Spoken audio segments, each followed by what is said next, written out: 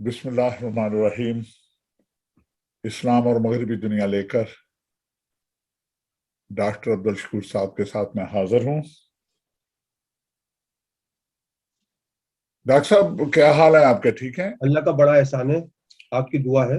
हाँ भाई, ये जो एक टोलेडो स्कूल होता था, जहाँ टोलेडो एक शहर का जहाँ टाउन का नाम है स्पेन में, और उसके हवाले से बात कर आप फरमाएंगे, और कुरान के अल्फाज को बदलने की जो नाकाम कोशिश है उसके हवाले से। और क्यों जब आप अल्फाज को बदलने की कोशिश करेंगे तो वो उसमें मानी भी बदल जाएंगे ऑटोमेटिकली, क्योंकि अरबी जुबान के हवाले से। तो उस हवाले से आप क्या फरमाना चाहते हैं? देखिए, तो हम शुरू करते हैं इस तरह से कि अगर हम देखें कि एक चाइनीज सफर निगार है, जो सफर निगार जो होते हैं ट्रैवलर्स, वो समझ लें, सयाह नहीं, सफर जो करते हैं, जो सफरनामे पे जाते हैं, उसका नाम है डूहान। डूहान जो है ये एक खानदान है, चाइनीज शाही खानदान है, टैंग। ये उसके दौरे हुकूमत में दौरान ये पैदा हुआ था, और वो उन चंद चाइनीज में से एक था जो बैटल ऑफ टैलस, जंग तलास में गिरफ्तार हुए थे। अच्छा।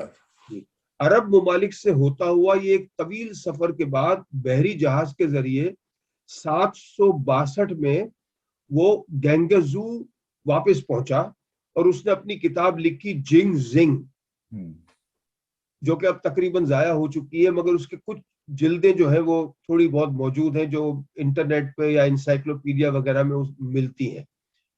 ये इसके बाद जो था, ये बाई शुई, ये जमालुद्दीन बाई शुई के नाम से मशहूर हुआ, और ये तकरीबन 1909 में ये पैदा हुआ था। और ये चाइनीज मुस्लिम मौर्रिख, मुफक्किर, सामाजिक कारकुन और माहिर नफ्सियात था, जिसने चीनी वक़ाए निगारी में इनकलाब बर्पा किया और साइंसी तहकीक और वाक़यात पर इन्हिसार करने के हवाले से अपने हम असरों में उसे काफी यानी शोहरत हासिल थी।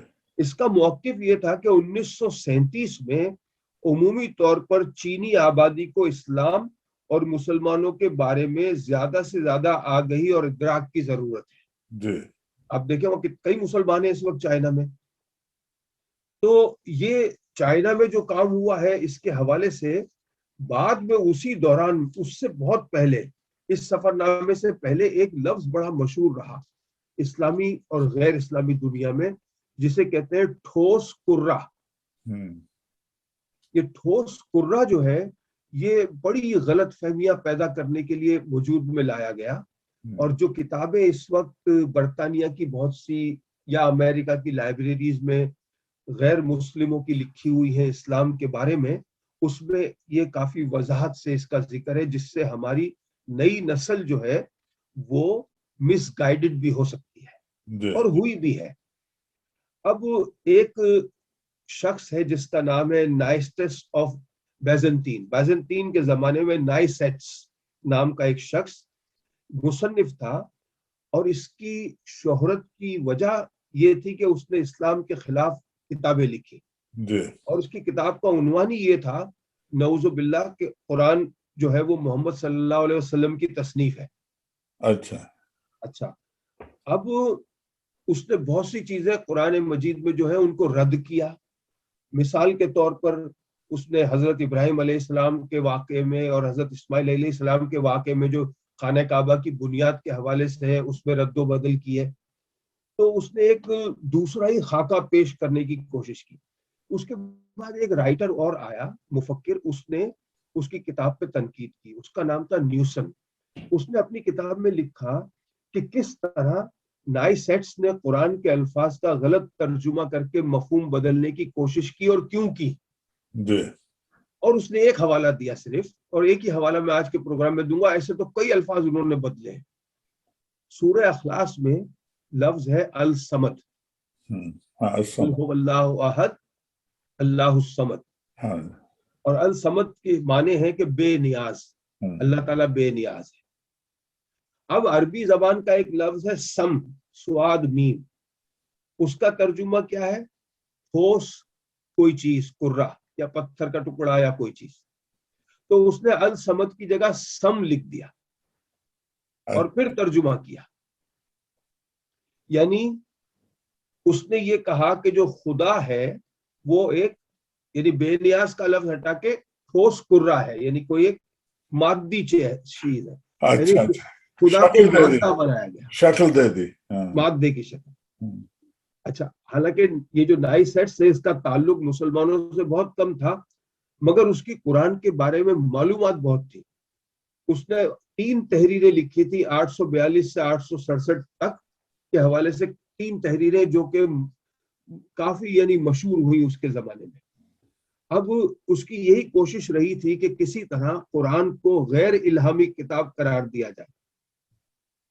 یورپ کا ایک اور مصنف لکھتا ہے کہ نائی سیٹس کی کتاب کا عنوان ہی ظاہر کرتا ہے کہ قرآن کی اہمیت کو کم کیا جائے، اور بازنطین دور میں تمام لکھنے والے جو اسلام کے خلاف لکھتے رہے، اور انہوں نے کئی ایسی مثالیں دی کہ جس سے مذہب اسلام کی جو ہے وہ بنیاد اس کو کمزور کیا جائے. اب یہ کتاب جو ہے اس کی بہت ساری کتابیں ہیں جس میں اس نے غلط مفہوم دیے ہیں، اس کے لیے ہمیں بہت سارا وقت چاہیے. لیکن یہ ٹھوس قرے کا جو لفظ ہے یہ اسی لیے لایا گیا کہ لوگوں کو یہ بتایا جائے کہ وہ بے نیاز نہیں، یعنی وہ ایک مادی شے ہے، جبکہ مادی شے نہیں ہے. ہمارے حساب سے وہ روح اور مادہ. ویسے کتنا بے وقوف ہے، کیونکہ قرآن میں یہ جو قل هو اللہ احد اللہ الصمد لم یلد ولم یولد ولم یکن له کفوا احد، تو وہ اوزان کے اعتبار سے بھی وہ پورے کا پورا سمد آئے گا تو پورا ہوگا. صحیح بات ہے. تو یہ اس کی بات تھی. اس کے بعد آپ نے بات کی تھی ٹولیڈو اسکول. ٹولیڈو اسکول جو ہے یہ ہے the Toledo school of translators. یعنی یہ ایک ایسا نام ہے جو ان علماء اور فضلاء کے گروہ کو ظاہر کرتا ہے جنہوں نے 12ویں اور 13ویں صدی کے دوران ٹولیڈو شہر میں اکٹھے کام کیا اور کلاسیکی عرب، یونانی اور نایاب عبرانی تحریروں اور کتابوں پر مشتمل بے شمار نفسیاتی اور سائنسی تحقیقی مقالوں اور مضامین کا ترجمہ کیا. جی. مغرب کی سرحدوں پر ان علوم کے 2 مراکز تھے اس زمانے میں، ایک قرطبہ اسپین میں جی اور دوسرا پلر مور سسلی. ان دونوں مراکز سے علوم کی، یعنی یہ جو جتنی بھی علوم کی روشنی ہے وہ مغرب میں پہنچی تھی ان 2 جگہوں سے. بالکل صحیح. ورنہ اس وقت تو یورپ جو تھا وہ ڈارک ایج میں تھا. جی جی. اس دور کا مغرب قومی نظریات سے نابلد مختلف ریاستوں پر مشتمل تھا جو سب کی سب ایک مشترک جو مذہبی اقدار ہیں اس میں منسلک تھیں. رومن چرچ ان سب پر حکمران تھا، عقل و فہم کے تمام شعبے اسی کے قبضے میں تھے، علم پر اسی کی اجارہ داری تھی. اس وقت کا مغرب جو ہے وہ عالم اسلام پر رشک کرتا تھا. آپ کو پتا ہے مغرب سے لوگ اسپین میں تعلیم حاصل کرنے جاتے تھے. یار کیا دور تھا ہمارا. عالم اسلام صنعت و تجارت وہ حرب میں ہی ممتاز نہ تھا بلکہ فلسفہ، سائنس، طب، قانون ہر میدان میں یکتا تھا. جبکہ مغرب میں اس وقت ان میں سے کسی شے کا وجود نہیں تھا.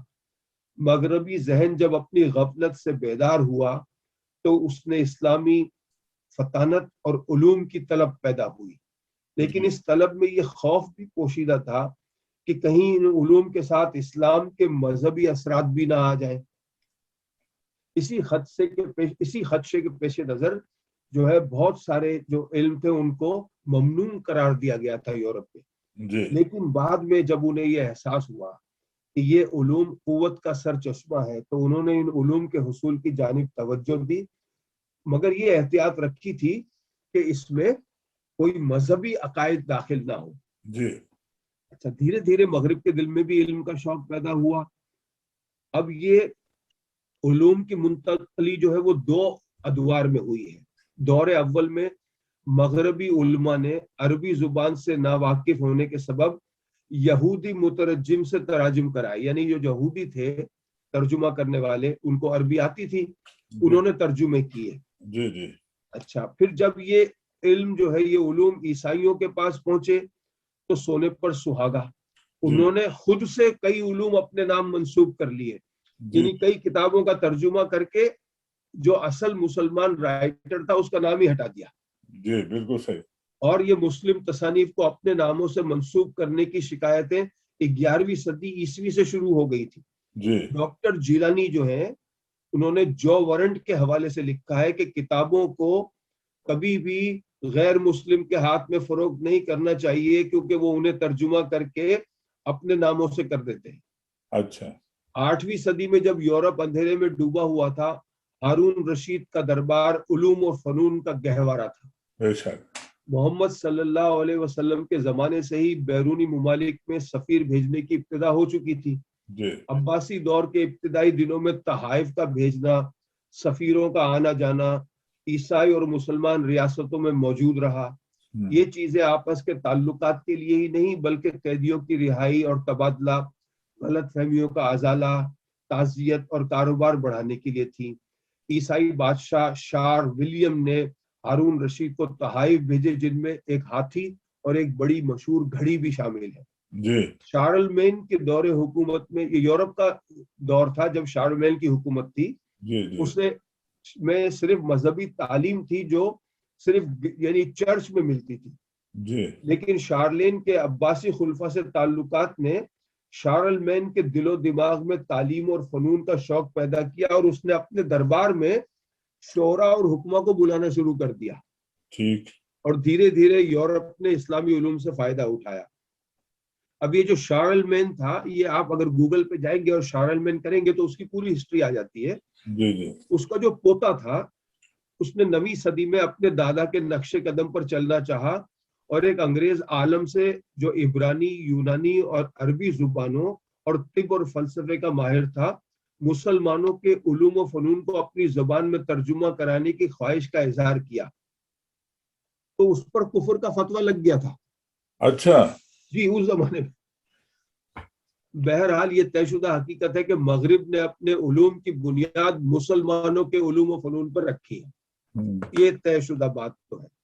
اب 9ویں صدی میں اندلس میں علمی اکیڈمیاں قائم ہوئی تو یورپ بھی متاثر ہوا اور بہت سے لوگ یورپ میں جا کر اندلس میں تعلیم حاصل کرتے تھے. جی. اور جربرٹ جو کہ ایک ذہین شخص تھا بعد میں یورپ بھی جو ہے اس نے ان مدارس میں تعلیم حاصل کی جس وقت یورپ اندھیروں میں تھا. جربرٹ جس کا دوسرا نام پوپ سلورٹر دوئم ہے، یہ پوپ بھی تھا، یہ 1945 میں پیدا ہوا تھا. اس کے تعلیمی رجحان کو دیکھتے ہوئے یورپ میں خاص کر اس کے اسلامی علوم اور عربی سیکھنے کو یہ کہا گیا کہ سلورٹر دوئم ان 10 لوگوں میں سے ہے جنہوں نے اپنی روح شیطان کو بیچ دی.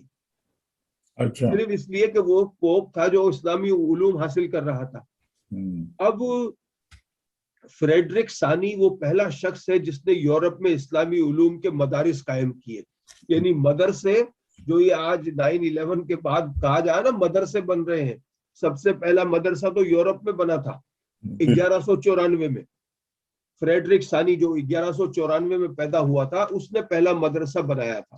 فریڈرک خداداد صلاحیتوں کا مالک تھا، سائنسدان اور شاعر تھا. اس کی شخصیت جرمن کے عیسائی اور بازنطین مسلمانوں سے متاثر تھی اور یہ رنگ اس میں جھلکتا تھا. اس نے تعصب سے ہٹ کر اسلامی اور غیر اسلامی علوم کا مطالعہ کیا اور یہ بے تعصبی اس کی شخصیت میں موجود تھی، یعنی وہ تعصب پسند نہیں تھا. اس نے عربوں کو اس سے بے دخل کرنے کے بجائے اس نے عربوں کو پناہ دی تھی. اس نے مساجد تعمیر کرنے کی اجازت دی تھی. اس نے مسلمانوں کو اپنی فوج میں شامل کیا تھا، یہاں تک کہ اس کا باڈی گارڈ مسلمان تھا. اچھا. تو فریڈرک نے ایک عظیم الشان کتب خانہ قائم کیا جہاں مصر، اندلس اور شام اور دوسرے جو چرچ تھے ان سے کتابیں منگوا کر رکھی گئیں. اس نے ناپولس شہر میں یونیورسٹی آف ناپولی قائم کی جو آج بھی موجود ہے. جی. بہرحال عربی علوم کے تراجم کا رجحان اور ذوق بڑھتا رہا اور 12ویں صدی میں آرچ بشپ ریمن آف ٹولینڈو نے، یعنی یہ جو ٹولیڈو اسکول آف ٹرانسلیٹر تھا یہ قائم تھا.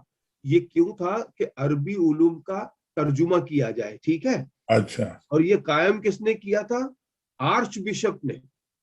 اچھا. ریمنڈ آف ٹولیڈے کا جو آرچ بشپ تھا. جی.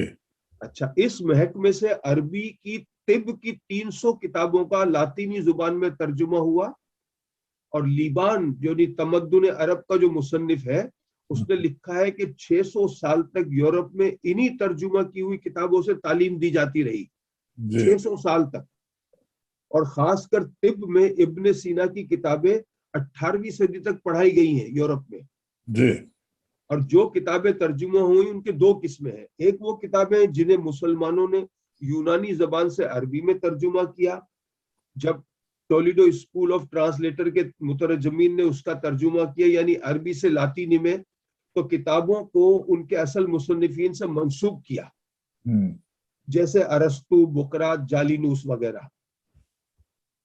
لیکن دوسری وہ کتابیں جو مختلف علوم پر مسلمانوں نے لکھی تھی، ان کے جو ترجمے ہیں وہ ڈومنڈو گولنڈن ہے، اس کے بعد جو اور دوسرے ہیں اس میں جو ہے کہیں کہیں نام بدل دیے گئے.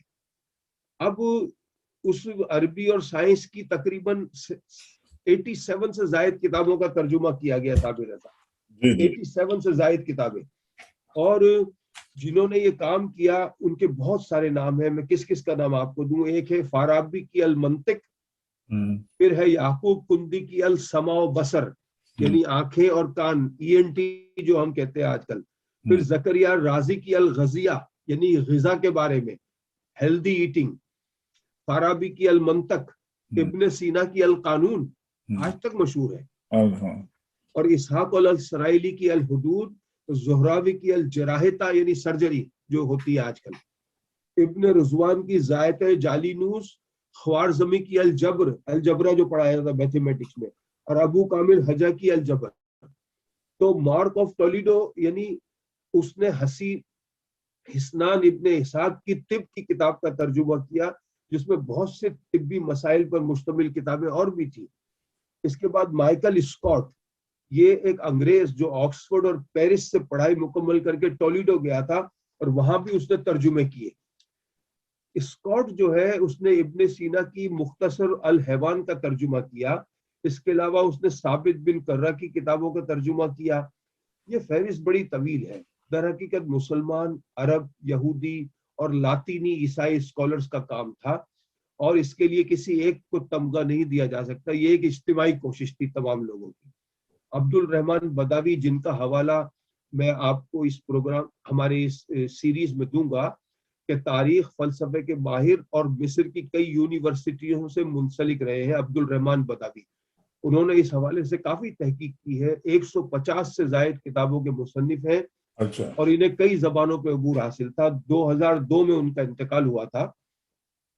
12ویں صدی میں ترجمے کے حوالے سے، خاص کر لاطینی زبان کے ترجمے کے حوالے سے بھی ایک نام ہے کانسٹنٹائن دی افریقن. یہ تیونس کا ڈاکٹر تھا، تیونیزیا، جو 1017 میں پیدا ہوا. زندگی کا آدھا حصہ تیونیزیا میں گزارنے کے بعد وہ اٹلی چلا گیا. اس نے الرازی، ابن عمران، ابن سلیمان اور ابن الجزر کی طب کی کتابوں کا ترجمہ کر کے ایک مارکۃ الارا کتاب تصنیف کی. اس کے کیے ہوئے تراجم آج بھی اٹلی، فرانس، بیلجیم اور برطانیہ کی لائبریریوں میں موجود ہیں. اور اس کی کتابیں 17ویں صدی تک یورپ کے نصاب کا حصہ رہی ہیں. اور یہ سلسلہ 13ویں صدی تک جاری رہا. ڈیوڈ نے الرازی کی کتابوں کا ترجمہ کیا. امام دوس المتونی نے 1313 میں اسی کو لاطینی زبان میں منتقل کیا. ولیم آف مورنک، جو کہ 1286 میں جس کا انتقال ہوا، اس نے سائنس، فلسفے اور طب کی کتابوں کا ترجمہ کیا. ارسطو کے کام کو لاطینی زبان میں منتقل کیا. اس کے کچھ مترجمین کا تعلق یورپ سے بھی تھا، جیسے الفریڈ ساریشی نے حسین ابن اسحاق کی کتاب کا ترجمہ کیا. اور پھر ایڈرلڈ آف باتھ، یہ برطانیہ میں باتھ معلوم ہے جہاں اکثر جاتے لوگ، 12ویں صدی میں وہاں پہ یہ مترجم تھا، اور جس کے بارے میں ایک تفصیلی مضمون ہے. بڑی شخصیت ہے وہ. ہمارے پروگراموں میں شامل رکھوں گا انشاءاللہ. خواتین و حضرات، یہ سلسلہ انشاءاللہ چلتا رہے گا. کافی یہ بڑا مضمون ہے اور اس پہ کوئی 1200-1300 سالوں تک یہ محیط ہے. تو ہم اس پہ بات کرتے رہیں گے. ڈاکٹر صاحب تھک چکے ہیں اور انشاءاللہ پھر اگلے ہفتے ملیں گے. ہم دونوں کو اجازت. اللہ حافظ. اللہ